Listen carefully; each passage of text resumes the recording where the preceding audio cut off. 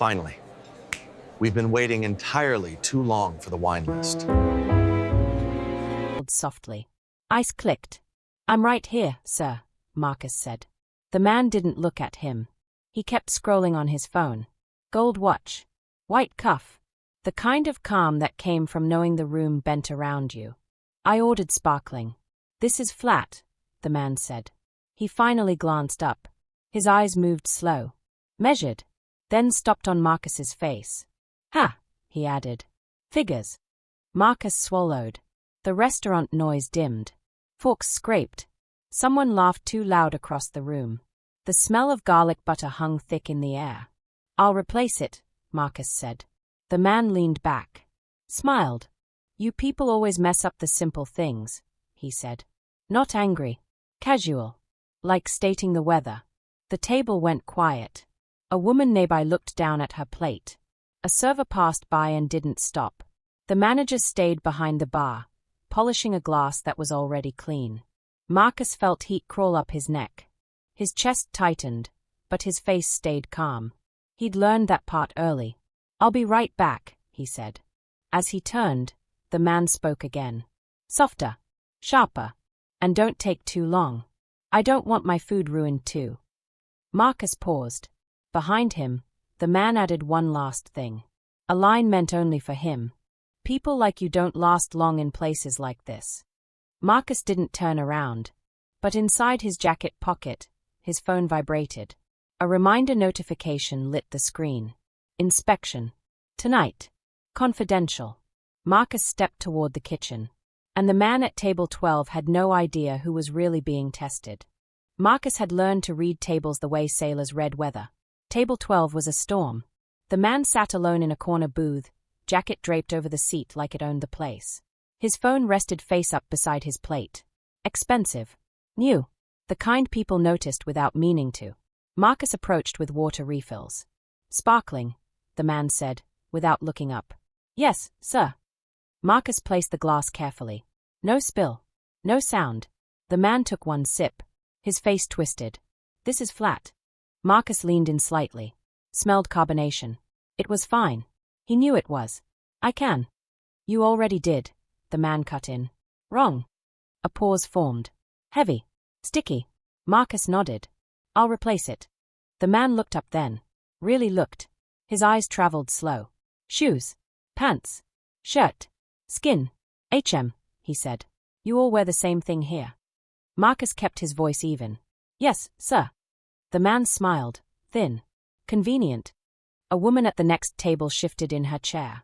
Fork paused mid-A. Then down again. Marcus turned toward the bar. "Hey," the man said.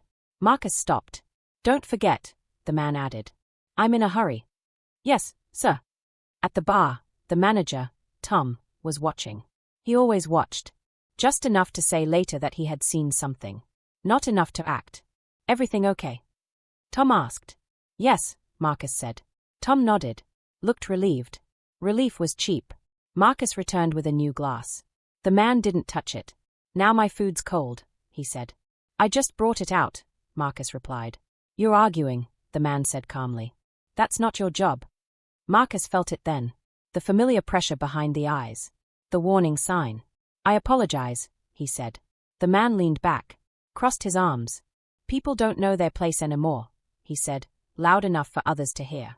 "It's exhausting." No one spoke. Marcus reached for the plate. "Don't touch it," the man snapped. Marcus froze. "You'll contaminate it," the man added. "I don't know where your hands have been." A quiet gasp came from somewhere. Then nothing. Marcus slowly pulled his hand back. "I'll have the kitchen remake it," he said. The man smirked. Finally. Marcus turned away. Halfway to the kitchen, he heard it. "Make sure they wash their hands back there," the man said. "You never know." Marcus didn't react. But inside, something tightened. Old memories. Old rooms. Old rules. In the kitchen, steam hissed. Pans clanged. "You okay?" another server whispered. "Yes," Marcus said. The food was remade. Perfect. When Marcus returned, the man was smiling at Tom. "I was just telling him," the man said, "that I've never been treated so poorly." Tom frowned. Looked at Marcus. "Is that true?" Tom asked. Marcus opened his mouth. The man raised a hand. He's been rude. Slow. Aggressive. Aggressive. Marcus felt the word land. Heavy. Dangerous. I wasn't aggressive, Marcus said quietly. Tom shifted. Uncomfortable. Marcus, maybe just. I felt unsafe, the man added smoothly. I don't think he should serve me. The room seemed to shrink. Tom glanced around. Guests stayed at plates. At phones. Anywhere else. Marcus, Tom said, can I see you for a moment? Marcus nodded. As he walked away, he felt eyes on his back. The man watched him go. Satisfied. Marcus's phone buzzed again in his pocket. Inspection in progress. Maintain observation. Marcus exhaled slowly. Table 12 waited. And the night was just beginning. Marcus stood near the service station while Tom spoke in a low voice. Just give him space, Tom said. Let someone else handle the table. Marcus nodded. He didn't argue. Arguing never helped. But, Tom added, eyes flicking toward the dining room, you need to be careful. People like that, they complain loud. People like that. Marcus understood what Tom meant. He also understood what he didn't say. Yes, Marcus replied. Tom exhaled, relieved again. Go run food for the back section. Marcus stepped away. As he passed the corner booth, the man at table 12 lifted his glass in a mock toast. Marcus didn't look back. The dining room felt different now. Tighter. Quieter. Whispers moved faster than footsteps. A server named Lily leaned close as Marcus passed. What happened? He complained, Marcus said. That's it. Marcus paused. That's enough. Lily frowned. He said you were aggressive. Marcus gave a small nod. The word was already spreading. Aggressive meant trouble. Aggressive meant believable. At table 12, the man waved a different server over. Younger. Nervous. Finally, the man said. Someone competent. He glanced toward Marcus on purpose. Marcus felt the look like a hand on his shoulder. Not heavy. Just enough to remind him who was in control. The new server returned with bread. The man inspected it. Burnt, he said. Do you all hire off the street? The server laughed softly. Unsure. I can replace it. You should, the man said. I'm paying good money. Good money. Good reason. Near the bar, two guests whispered. Did you see that? One asked. See what? The other replied. The way he talked to him. A pause. Well, the second said. You don't know what happened. Marcus heard that too. Tom approached Marcus again. He wants to speak to me, Tom said. Marcus nodded. Tom hesitated. He mentioned writing a review. Marcus felt a flicker inside. Not fear. Recognition. I understand, Marcus said. Tom studied him. I need you to understand something too. Reviews hurt everyone. Marcus met his eyes. I know. Tom lowered his voice. We can't afford trouble. Trouble always costs the same person first. At the booth, the man gestured broadly as Tom approached. I come here all the time, the man said. I bring clients. I spend money. Tom smiled. We appreciate that. I don't feel appreciated, the man continued. I felt targeted. Tom blinked. Targeted? Yes, the man said calmly. Hostile body language. Tone. Attitude. Marcus watched from a distance. Tone. Body language. Words with no proof and no fingerprints. I don't think he should be on the floor, the man added. Frankly, he made the experience uncomfortable. Tom nodded slowly. Too slowly. I'll handle it, Tom said. The man smiled again. I trust you will. Tom returned to Marcus. Go clock out early, he said. Just for tonight. Marcus stared at him. I still have 2 hours. Tom lowered his voice. It's better this way. Better for who wasn't a question that needed answering. Marcus removed his apron. Folded it neatly. Around him, no one spoke. No one met his eyes. As Marcus walked toward the back exit, his phone buzzed. A message this time. Not a reminder. Document everything. Pressure is data. Marcus typed a reply with one hand. Understood. At the door, he paused. Looked back into the dining room. The man at table 12 laughed loudly now. Relaxed. Victorious. Tom stood beside him, nodding. Marcus pushed the door open. Cold air rushed in. Behind him, the door closed softly. Inside the restaurant, the man raised his glass again. Outside, Marcus stood still, jaw tight, eyes focused. This wasn't over. It was just getting expensive. The back hallway smelled like bleach and old steam.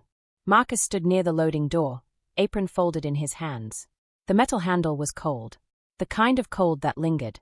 Inside the kitchen, voices moved around him like water around stone. That guy always causes problems. He's a big spender. You saw how he looked at Marcus, right? A pause. Well, still. Marcus closed his eyes for a moment. Not long enough to be noticed.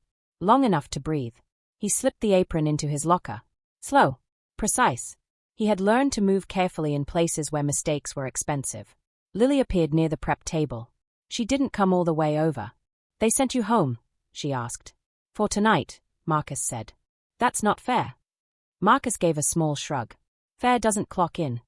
Lily hesitated. He said you scared him. Marcus almost smiled. Almost. Did I? He asked. She shook her head quickly. No. You barely spoke. Marcus nodded. That part mattered. The dishwasher, an older man named Raoul, scraped plates nearby. They always say that word, Raoul muttered. Aggressive. Marcus looked up. Raoul didn't meet his eyes. Means whatever they need it to mean. Marcus felt something settle in his chest. Heavy. Familiar. Through the small window, Marcus could see the dining room. Table 12 was visible from here. The man leaned back, relaxed. His voice carried even through glass. People are too sensitive now, the man said. You can't say anything without them playing the victim. A server laughed nervously. Tom stood nearby, smiling tightly. Marcus watched Tom's shoulders. How stiff they were. How careful.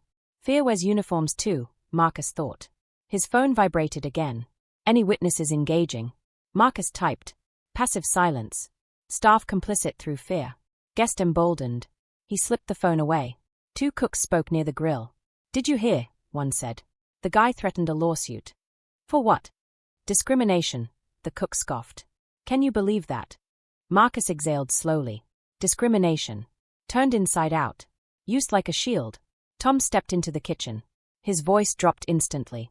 Guys, let's keep it professional. The room quieted. Tom's eyes found Marcus.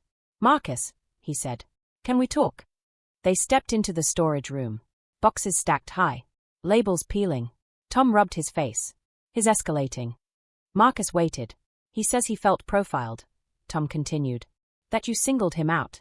Marcus tilted his head slightly. Did he explain how? Tom didn't answer right away. He mentioned your tone, Tom said. Your posture. Marcus nodded. My posture. Tom sighed. Look, I know you. But optics matter. Optics. The word landed harder than the accusation. So what happens now? Marcus asked. Tom lowered his voice. Corporate doesn't like risk. Marcus held his gaze. Neither do I. Tom hesitated. If he files a formal complaint, we'll have to respond. And? Marcus asked.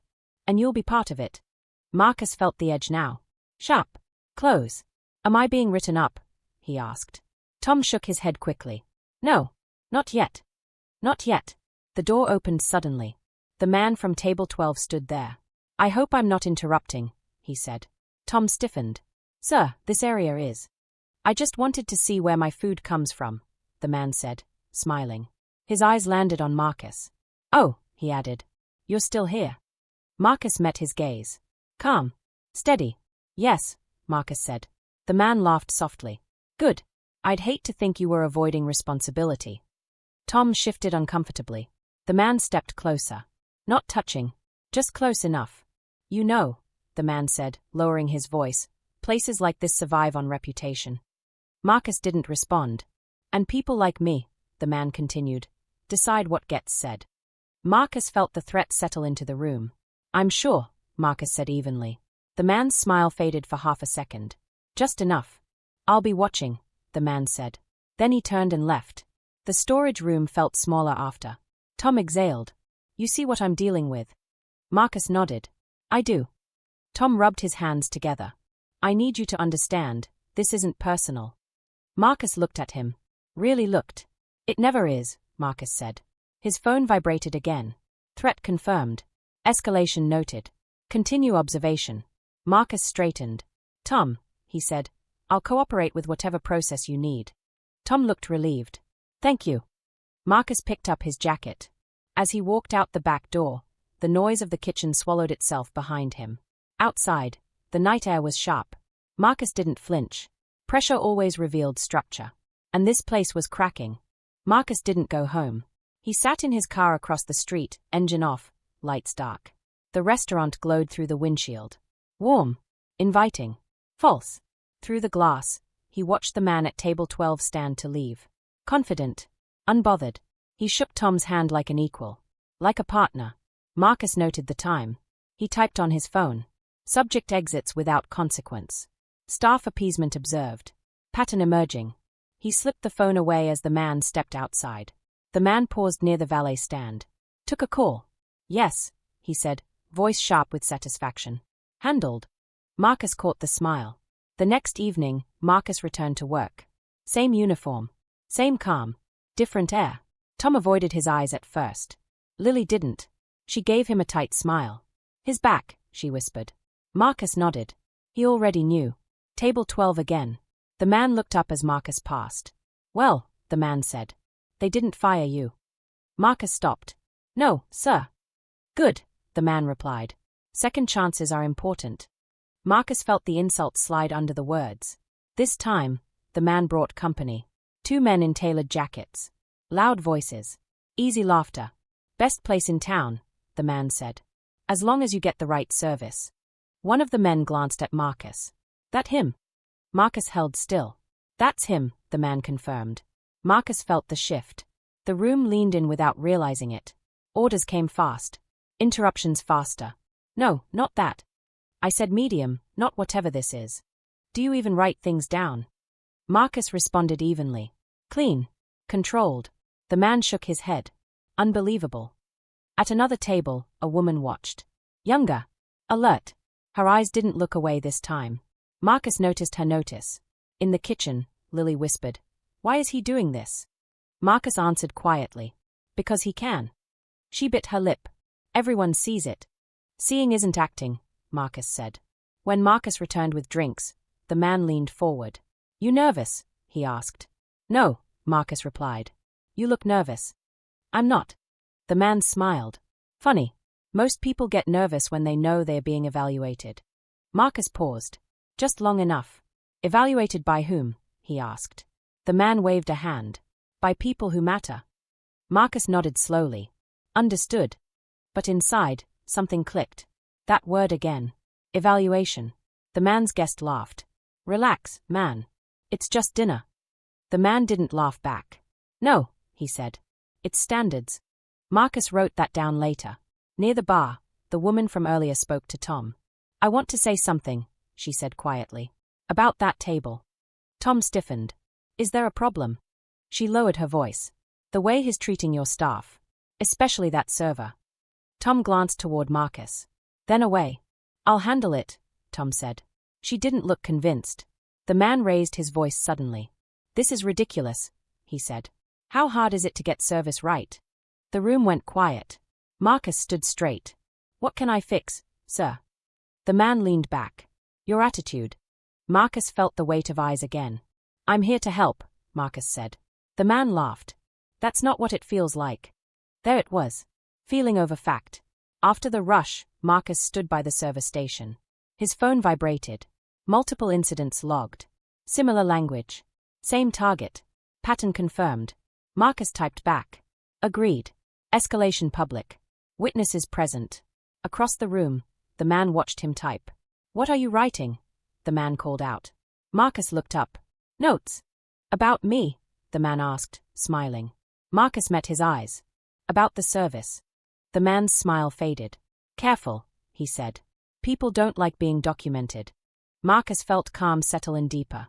Transparency helps everyone, Marcus replied. The man stood. Tom rushed over. Sir. I'm done, the man said. And I'll be following up. With who? Tom asked. The man looked at Marcus. With whoever needs to hear the truth, he said. He grabbed his jacket and walked out, guests trailing behind. The room exhaled. Too late. Marcus leaned against the counter. Lily whispered, He's going to come after you. Marcus nodded. I know. His phone buzzed one more time. Prepare. Subject initiating counteraccusation. Legal language imminent. Marcus slipped the phone away. Across the room, the woman from earlier hesitated. Then approached him.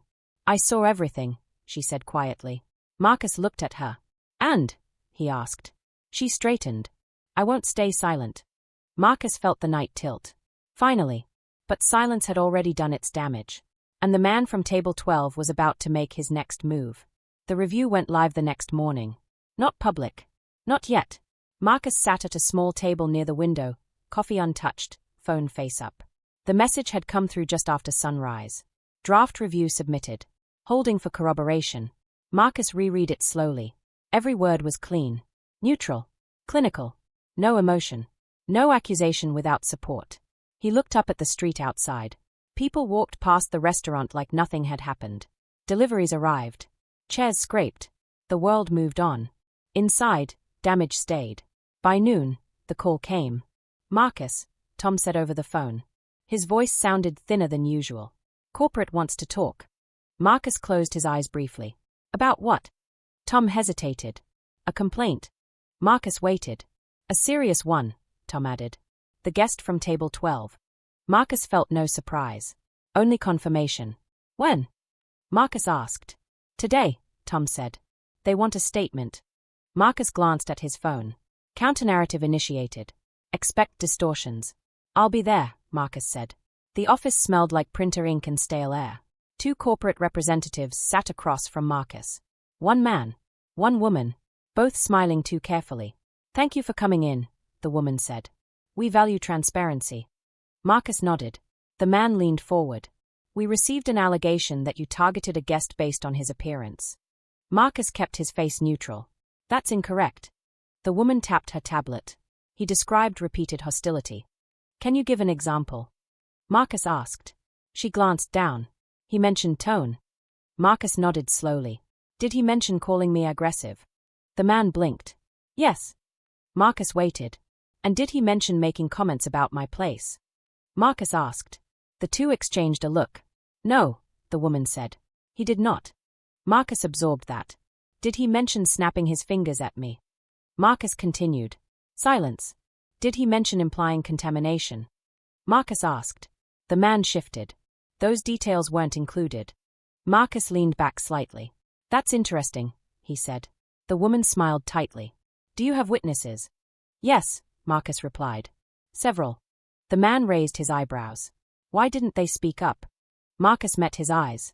You'd have to ask them why silence felt safer. The room went quiet. Later that afternoon, Marcus returned to the floor. Table 12 was empty. But the air still carried him. Lily pulled Marcus aside. He called earlier. Marcus looked at her.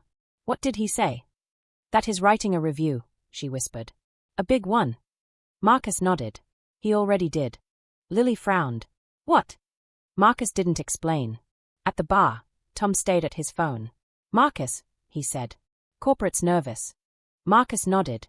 They asked if you had any outside affiliations. Marcus looked at him calmly. And I said no, Tom added quickly. I mean, nothing official. Marcus studied Tom's face. Fear. Confusion. You should have said you didn't know, Marcus said. Tom swallowed. Do I need to? Soon, Marcus replied. That evening, the restaurant filled again. Different crowd. Same tension. A man in a plain jacket sat alone near the window. He didn't order right away. He watched. Marcus noticed. The man took notes. Not on a phone. On paper. Marcus served him water. Busy night, Marcus said. The man nodded. Patterns repeat. Marcus paused. They do. The man looked up. His eyes were sharp. Curious. Do you enjoy this work? The man asked. Marcus answered honestly. I enjoy accuracy. The man smiled slightly. Across the room, the woman from the previous night entered. She spotted Marcus. Hesitated. Then raised her hand. I'd like to say something, she told Tom. Tom stiffened again. Marcus watched. The woman spoke quietly. Firmly. I witnessed discriminatory behavior, she said. Repeated. Tom glanced toward Marcus. Then away. We'll document it, Tom said. She shook her head. I'm documenting it. She handed him a card. Press logo. Small. Clean. Tom's face drained of color. Marcus's phone buzzed. External witness identified. Media leverage increasing.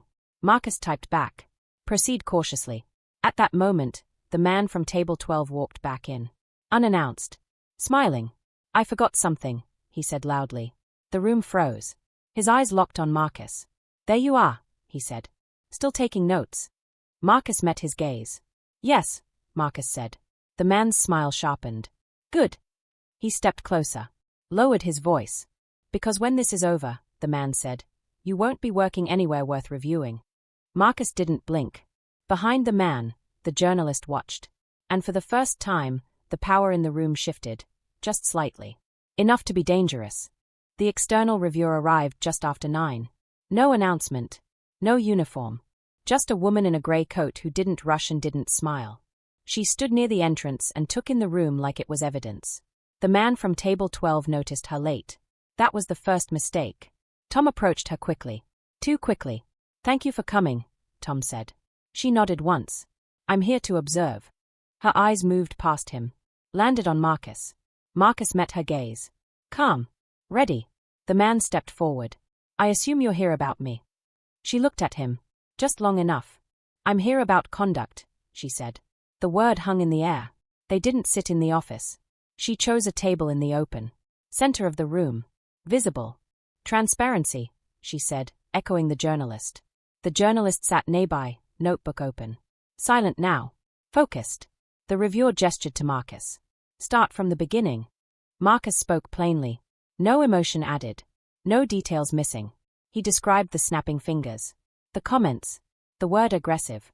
The reviewer wrote everything down. The man laughed softly. Selective memory. The reviewer didn't look up. You'll have your turn. When it was his turn, the man leaned back. I felt targeted, he said smoothly. Singled out. Based on what? The reviewer asked. My experience, he replied. She nodded. Any specific actions? He paused. Tone. Posture. Attitude. She wrote again. And the comments you made, she asked. The man smiled. Context matters. So do words, she replied. The room was very quiet now. The reviewer turned to Tom. How did management respond? Tom hesitated. We tried to de-escalate. By removing the server, she asked. Tom swallowed. Temporarily. The reviewer nodded. Why?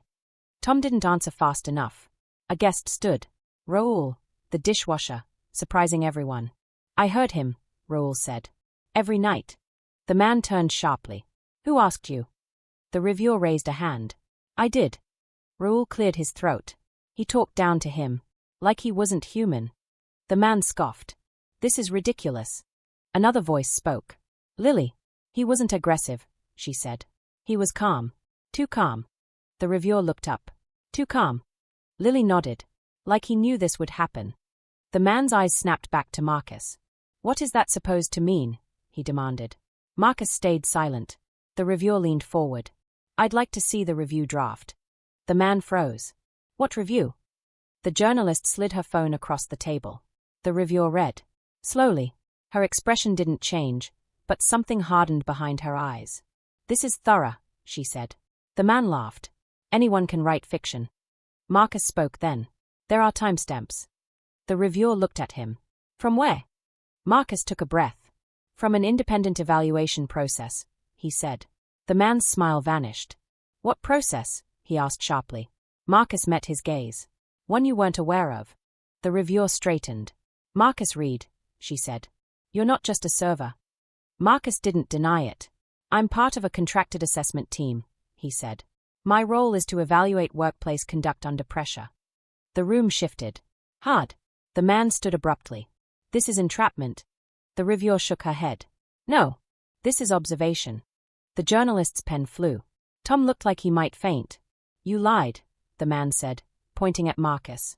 I did my job, Marcus replied. The reviewer closed her notebook. And you did yours. She turned to the man.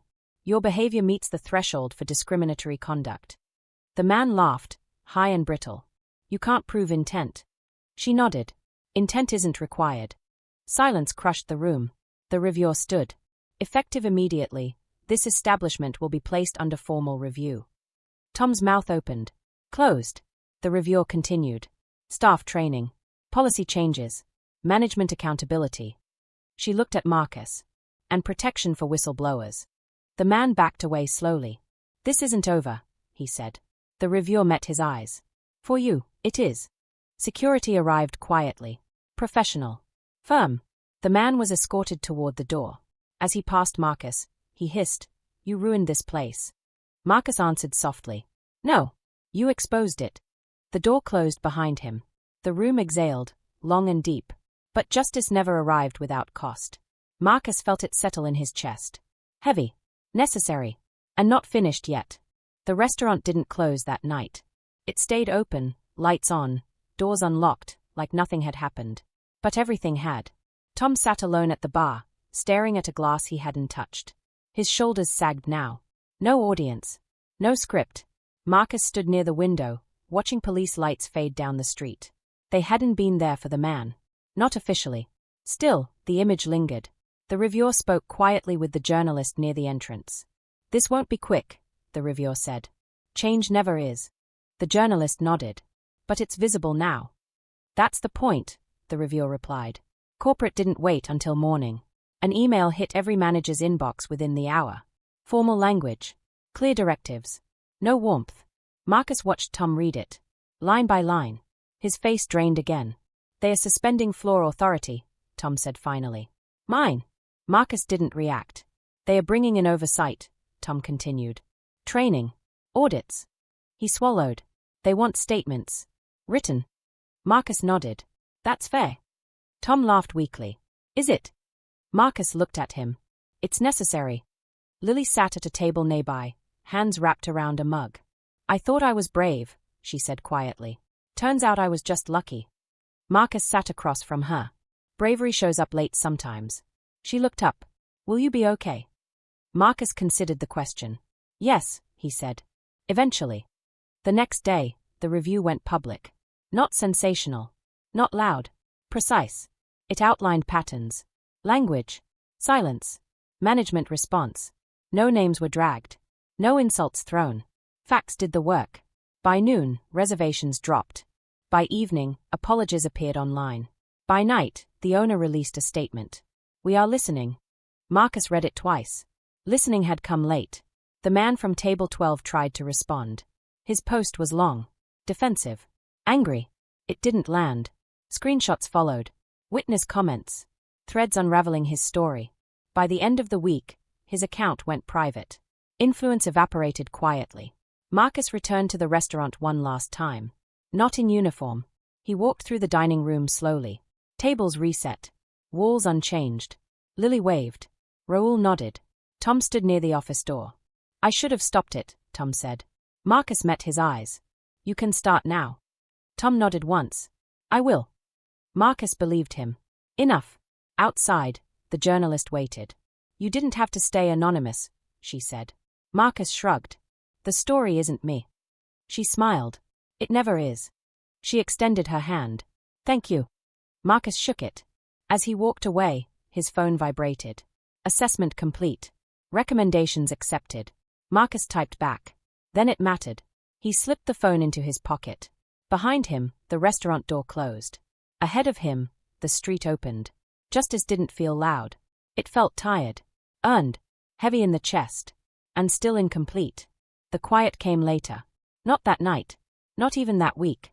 It came when the noise moved on. Marcus sat on a park bench a few blocks from the restaurant, jacket zipped halfway, hands folded. Morning light cut through the trees in thin lines. Joggers passed. Dogs barked. Life resumed its rhythm without asking permission. His phone stayed dark. For the first time in days, no alerts. No directives. No notes to file. Just stillness. Marcus breathed it in carefully. The story had spread. Not everywhere. Not loudly. But enough. Other restaurants reached out. Quiet messages. Careful words. "We're reviewing our policies. We want to do better." "We didn't know." Marcus read them without responding. Knowing was never the problem. He thought about the man from table 12. Not with anger. Not anymore. Just with clarity. The man would land somewhere else. People like him always did. Another room. Another server. Another silence, if allowed. Marcus knew that too. Justice wasn't a finish line. It was a pause in the cycle. Lily texted him that afternoon. They started training today. Real training. Marcus smiled faintly. Raoul sent a message too. Just one line. "Thanks for not letting it slide." Marcus stared at the words longer than he needed to. That night, Marcus stood in front of his bathroom mirror. Same face. Same eyes. But something behind them had shifted. Not hardened.